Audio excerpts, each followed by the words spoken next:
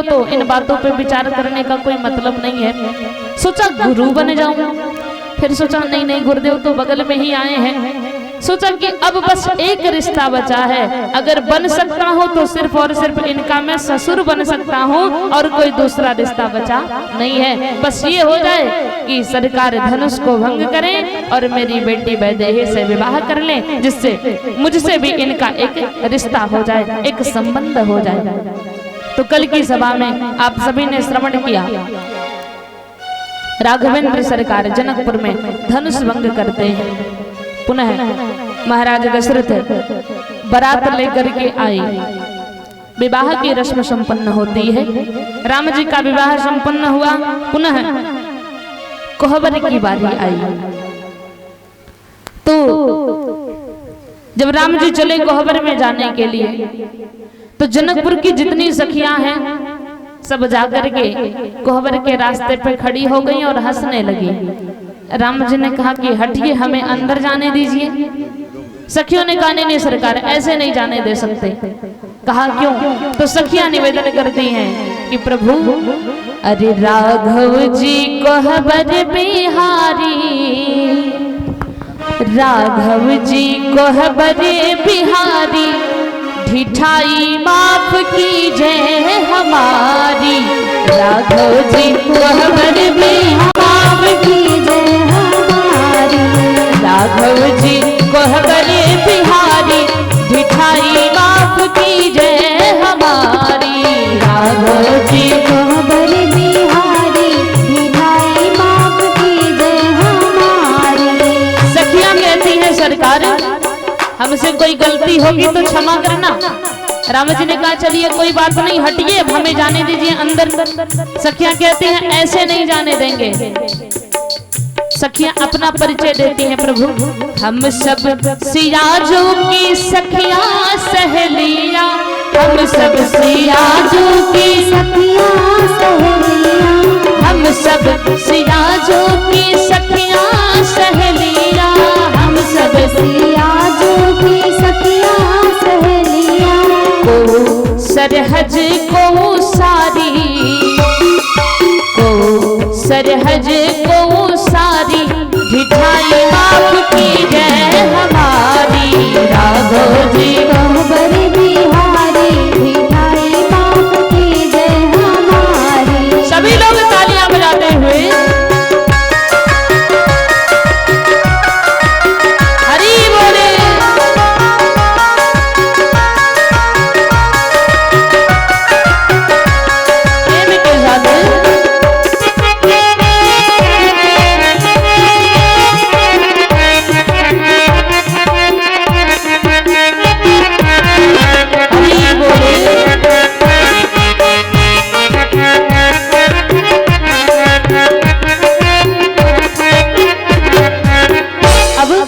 राम जी ने कहा ठीक है, आपका परिचय हमने जान लिया, अब हटिए, हमें जाने दीजिए। सखियां कहती है सरकार ऐसे नहीं अंदर जाने देंगे। कहा क्यों? तो कहती हैं कि द्वार की छिकाई हिया नेग कछु लागे, द्वार की छिकाई हिया नेग कछु लागे, द्वार की छिकाई हिया नेग कछु लागे, द्वार की छिकाई हिया नेग कछु लागे। सखियों ने कहा सरकार यहाँ पे नेग चाहिए, इसलिए जल्दी से दीजिए निकारी, जल्दी से दीजिए निकारी, मिठाई माफ कीजिए हमारी। राघव जी कोहबर बिहारी, मिठाई माफ कीजिए हमारी। तब तक एक सखी बोल पड़ी, सखी ये नेग कैसे दे सकते हैं? पूछा क्यों? अरे ये लोग तो चक्रवर्ती सम्राट दशरथ जी के पुत्र हैं, इनके पास कमी क्या है? सखियों ने कहा बात ये नहीं है, अरे ये लोग तैयारी से थोड़ी ना आए हैं विवाह करने, वो तो नेग नहीं लाए ये तो मुनि संग में आए, नेग नहीं लाए ये तो मुनि संग में आए, नेग नहीं लाए ये तो मुनि संग में आए, नेग नहीं लाए ये तो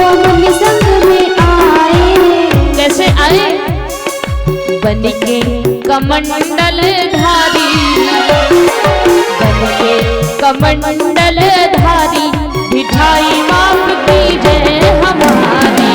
राघव जी कोहबर बिहारी, मिठाई माफ कीजिए हमारी।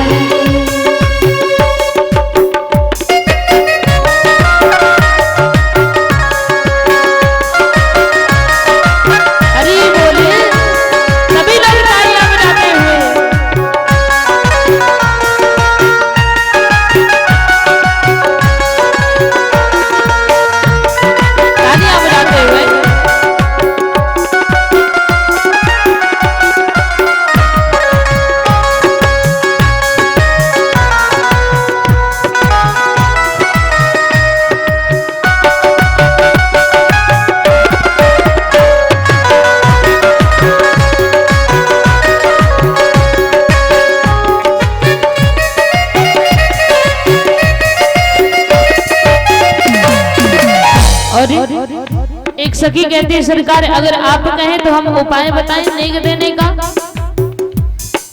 कर दे प्रबंध एक युक्ति हम बताएं, कर दे प्रबंध एक युक्ति हम बताएं, कर दे प्रबंध एक युक्ति हम बताएं, कर दे प्रबंध एक युक्ति हम बताएं। सखियों ने कहा सरकार अगर आप कहो तो हम नेक देने का एक उपाय बताएं। राम जी ने कहा बताइए। सखी हाथ जोड़ के कहती है प्रभु एक उपाय है क्या?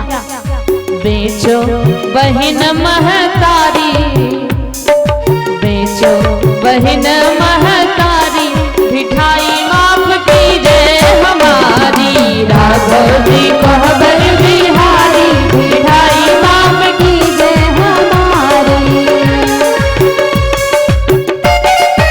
सभी लोग तालियां बजाते हुए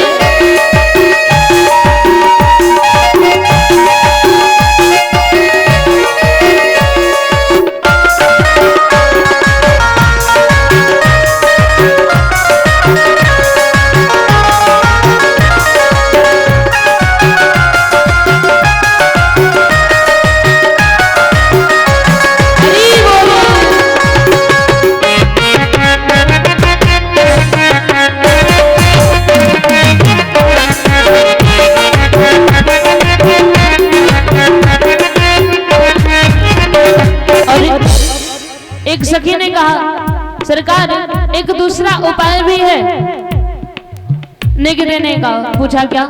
तो सखिया कहते हैं प्रभु सिया जू के पद शीश झुकाओ, सिया जू के पद शीश झुकाओ। आप सीता जी के चरणों में प्रणाम कर लीजिए। सिया जू के पद शीश झुकाओ, सिया जू के पद शीश झुकाओ। बनी के प्रेम पुजारी, बनी के प्रेम पुजारी, मिठाई माफ कीजिए हमारी। राघव जी कोहबर बिहारी, मिठाई माफ कीजिए हमारी। राघव जी कोहबर बिहारी, मिठाई माफ कीजिए हमारी। राघव जी कोहबर बिहारी, मिठाई माफ कीजिए हमारी। राघव जी कोहबर बिहारी, मिठाई माफ कीजिए हमारी। राघव जी कोहबर बिहारी, मिठाई माफ कीजिए हमारी। बोलिए राघवेंद्र सरकार की जय। सखियां हैं सब हंसते हुए हट जाती हैं।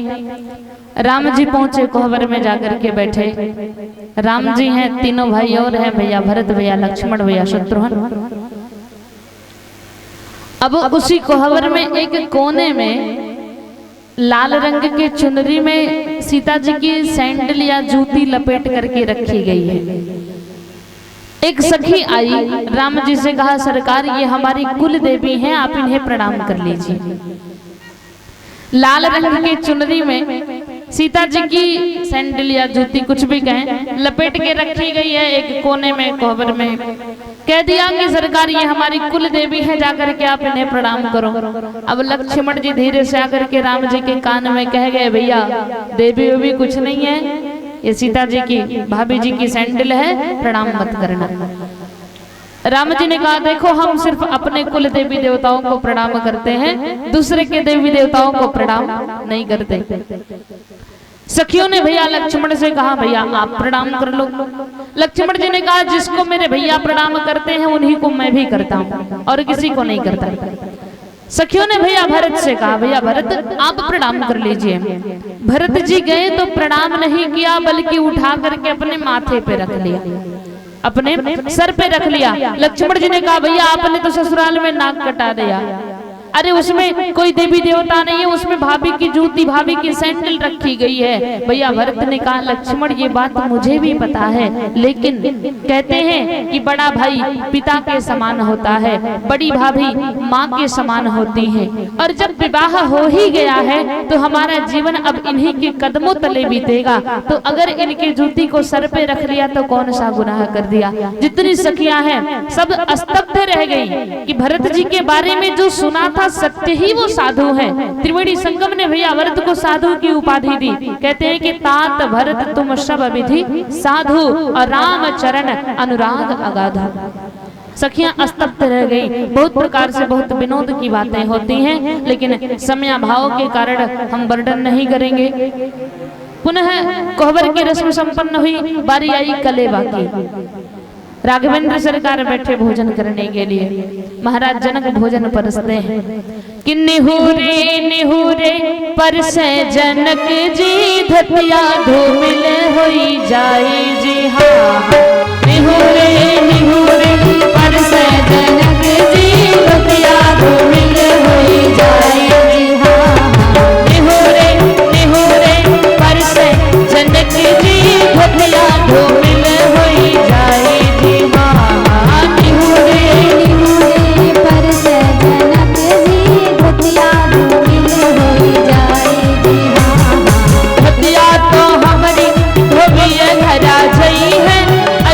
सजन कहा पाई जी। हाँ धतिया तो हमारी धोबिया भरा जई है, ऐसन सजन कहा पाई जी। हाँ धतिया तो हमारी धोबिया भरा जई है, ऐसन सजन कहा पाई जी। हाँ धतिया तो हमारी धोबिया भरा जई है, ऐसन सजन कहा पाई जी। हाँ राघवेंद्र सरकार की जय। जनक जी भोजन परोसने लगे। जितनी सखियां हैं सब अटारी पे चढ़ गई। वहां से दशरथ जी का नाम ले लेकर के, दूल्हा का नाम ले लेकर के गाली गाना प्रारंभ कर दिया। अब भैया लक्ष्मण कहते हैं भैया हम लोग यहाँ इनकी गाली सुनने आए हैं, कुछ करो। अब राम जी ने सोचा कि चलो कुछ करते ही हैं। सखियां एक दृष्टि के लिए तरस रही थी, सोचा चलो देख लेते हैं। तो हुआ क्या कि राम को रूप निहारत ही भूल गई सब गाँव नवारी, और भूल गई अवधेश को नाम तो देने लगी मिथिलेश को गारी। जितनी सखियां हैं जब राम जी ने एक दृष्टि घुमाया तो सखियां सोच नहीं पाई और दशरथ जी का नाम भूल गई और महाराज जनक का नाम ले लेकर के गाली सुनाने लगी। जनक जी बोल पड़े अरे मिथिलानी हो ये क्या कर रही हो। तो पुनः सखियां गाली देना प्रारंभ करती हैं कि जेहि दिन राम जनकपुर आए, ठुमुकी ठुमुकी पगडारी रे।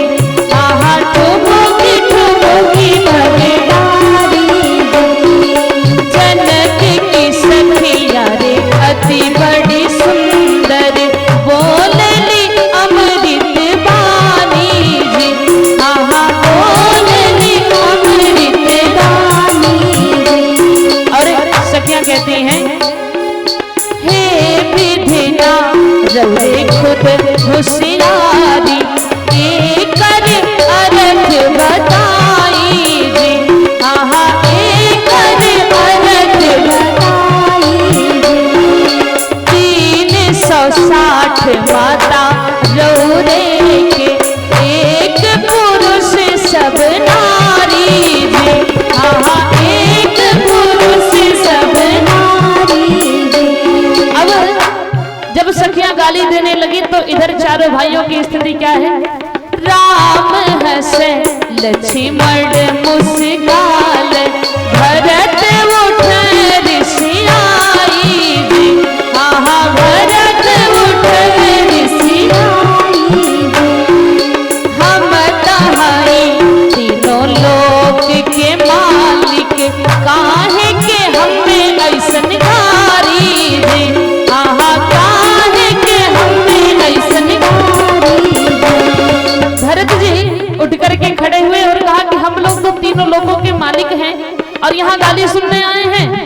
सखियां कहते हैं क्या, जोरो रे हई तीनों लोक के मालिक, काहे के अली ससुरारी रे, आहा काहे के अली ससुरारी रे, सारी सरे हजे अधिक है प्यारी, कारिल हो कटुक कसारी रे, आहा कारिल हो कटुक कसारी रे, अरे कारिल हो कटुक कसारी रे, कारिल हो कटुक कसारी रे। बोली राघवेंद्र सरकार की जय। भोजन परोस दिया गया, राम जी बैठे हैं, भोजन कर नहीं रहे हैं। सखियों ने कहा सरकार खा लो। राम जी ने कहा नहीं खाएंगे, नाराज होकर के बैठे। दूल्हा नाराज होता है ना सुबह में। अब राम जी ने कहा नहीं खाएंगे। सखियों ने कहा सरकार है तो कुछ मांग लो, आपका नेक होता है, मांग लो कुछ। राम जी ने कहा अरे नहीं, हमारे यहाँ किस चीज की कमी है, अगर कुछ मांगूंगा लोग कहेंगे कि अयोध्या में क्या नहीं मिला जो कि जनकपुर में मांगने चले गए, हमारे पास किसी चीज की कमी नहीं है। सखियों ने कहा तो सरकार खा लो। राम जी ने कहा नहीं खाएंगे। तो वैसे तो तुलसी बाबा ने लिख दिया है कि चारों भाइयों का विवाह चारों बहनों के साथ हुआ, लेकिन एक विद्वान का मत है कि जब सखियों ने कहा कि सरकार खा लो, राम जी ने कहा नहीं खाएंगे, सखियों ने कहा तो कुछ मांग लो। तो राम जी ने मांग लिया, कहा कि एक काम करो कि मेरे छोटे भाई लक्ष्मण का विवाह करा दो यहाँ पे। एक विद्वान का मत है, कहा कि मेरे छोटे भाई लक्ष्मण का विवाह करा दो। सखियों ने कहा इसमें कौन सी बड़ी बात है, कहाँ कन्याओं की कमी है। कहा चलो ठीक है। पहुंची लक्ष्मण जी के पास, भैया लक्ष्मण दूल्हा बन करके तैयार हो जाओ, अब आपका विवाह होना है। लक्ष्मण जी ने कहा हमें विवाह नहीं करना। कहा क्यों? कहते हैं क्योंकि मेरे बड़े भैया भरत अभी कुंवारे हैं और नियम है कि जब तक बड़े भाई का विवाह ना हो जाए तब तक छोटे भाई को विवाह नहीं करना चाहिए। अब सखियों ने सोचा कि अगर राम जी के नेक को पूरा करना है तो भैया लक्ष्मण का विवाह कराना पड़ेगा, और लक्ष्मण जी विवाह तभी करेंगे जब भैया भरत का विवाह होगा। तो सोचा कि भरत जी का भी विवाह कराएं, लक्ष्मण जी का भी कराएं, बच्चे शत्रुघ्न। कहीं ऐसा ना हो कि जब भरत जी बैठे भोजन करने तो वो कहे मेरे शत्रुघ्न का विवाह करा दो। तो सखियों ने कहा सरकार राम जी से कि अब आप बैठे रहो, इन तीनों का भी विवाह हो जाने तो फिर चारों लोग साथ में भोजन कर लेना। भैया भरत का विवाह मांडवी जी के साथ, भैया लक्ष्मण का विवाह उर्मिला जी के साथ, भैया शत्रुघ्न का विवाह श्रुतकीरत जी के साथ संपन्न हुआ। पुनः चारों दूल्हा साथ में बैठे भोजन करने के लिए कि रामा जेवन बैठे, रामा जेवन बैठे, मंगल गान भई रे भई, रामा जेवन बैठे, रामा जेवन बैठे, मंगल गान भई रे भई, राजा जनक परोसे, राजा जनक परोसे, कंचन थाल भरी रे भरी, राजा जनक परोसे, राजा जनक परोसे, कंचन थाल भरी रे भरी, खैल पूड़ी कचौड़ी, खैल पूड़ी कचौड़ी, खट रस भोजन दही रे दही, खैल पूड़ी कचौड़ी, खैल पूड़ी कचौड़ी, खट रस भोजन दही रे दही। बोलिए राघवेंद्र सरकार की। इस प्रकार कलेवा की रस्म भी संपन्न होती है। धीरे धीरे करके समय बीता। हमारे आपके यहाँ का नियम ये है कि कोई एक दिन घर पे आ जा तो उसका बहुत ज्यादा स्वागत सम्मान करते हैं। एक दिन और रुक गया थोड़ा कम हो गया, एक दिन और रुक गया थोड़ा कम हो गया, एक हफ्ता रुक गया और कम हो गया, अगर 15 दिन रुक गया तो एकदम घर का ही हो जाता है। धीरे धीरे करके सम्मान कम हो जाता है। लेकिन यहाँ जनकपुर की स्थिति यह है कि प्रतिदिन बारातियों का सम्मान बढ़ता जा रहा है, एक से बढ़कर के एक प्रकार से सम्मान किया जा रहा है। ये बारात काफी दिनों तक जनकपुर में रुकी रह गई। एक जब भी गुरुदेव वशिष्ठ कहते हैं कि अब विदाई हो जानी चाहिए, कभी महाराज जनक रोक लेते हैं, कभी महारानी सुनैना रोक लेती है, कभी सखियां रोक लेती हैं, कभी राज्य के मंत्री रोक लेते हैं। लेकिन एक दिन गुरुदेव वशिष्ठ महाराज जनक को समझाते हैं कि जनक, विवाह हो चुका है तो बेटियों को कब तक रोक करके रखोगे, एक ना एक दिन विदा तो करना ही पड़ेगा। बहुत प्रकार से समझाया, निश्चित हो गया कि कल सीता की विदाई हो जाएगी। जितनी सखियां हैं जब सुनती हैं कि कल हमारी जानकी हमें छोड़ करके चली जाएगी, तो सब आकर के राम जी से निवेदन करती हैं कि प्रभु, जो सुख आपको ससुराल में मिल गया ना, वो सुख आपको पूरी दुनिया में कहीं नहीं मिलेगा। सखियां हाथ जोड़ करके सरकार से निवेदन करते हैं कि प्रभु, कि जोने सुखवा ससुरारी में, जोने सुखवा ससुरारी में, और तौने सुखवा कहूना ओ पहुना, यही मिथिला में रहोना ओ पहुना, यही मिथिला में रहोना ओ पहुना, यही मिथिला में रहोना ओ पहुना, यही मिथिला में रहोना। जोने सुखवा ससुरारी में, जोने सुखवा ससुरारी में, तोने सुखवा कहूना ओ पहुना, यही मिथिला में रहोना ओ पहुना, यही मिथिला में रहोना। सखियां राम जी से कहती है, प्रभु, जो सुख आपको ससुराल में मिल जाएगा वो पूरी दुनिया में और कहीं नहीं मिलेगा, इसलिए मेरा निवेदन है कि आप यहीं रहो। एक सखी कहती है, सरकार, जब आप यहाँ रुकोगे ना तो आपको पता है कि हम क्या करेंगे। राम जी ने कहा, बता दीजिए। सखियां कहती हैं, रोज सवेरे उबटन मल के इतर से नहलाई बहो, रोज सवेरे उबटन मल के इतर से नहलाई बहो, रोज सवेरे उबटन मल के इतर से नहवाई बहो, रोज सवेरे उबटन मल के इतर से नहलाई बहो। कहती है कि प्रतिदिन हम आपको उबटन लगा करके इत्र से स्नान कराएंगे। और हे प्रभु, आप सांवले हो ना, बस 1 महीने का मौका चाहिए। 1 महीना के अंदर करिया से गोर बनाए बहो, 1 महीना के अंदर करिया से गोर बनाए बहो, 1 महीना के अंदर करिया से गोर बनाए बहो, 1 महीना के अंदर करिया से गोर बनाए बहो। झूठ कहत ना बानी पहुना, झूठ कहत ना बानी पहुना, झूठ कहत ना बानी पहुना, झूठ कहत ना बानी पहुना, मौका एगो देहुना ओ पहुना, यही मिथिला में रहोना ओ पहुना, यही मिथिला में रहोना ओ पहुना, यही मिथिला में रहोना ओ पहुना, यही मिथिला में रहोना।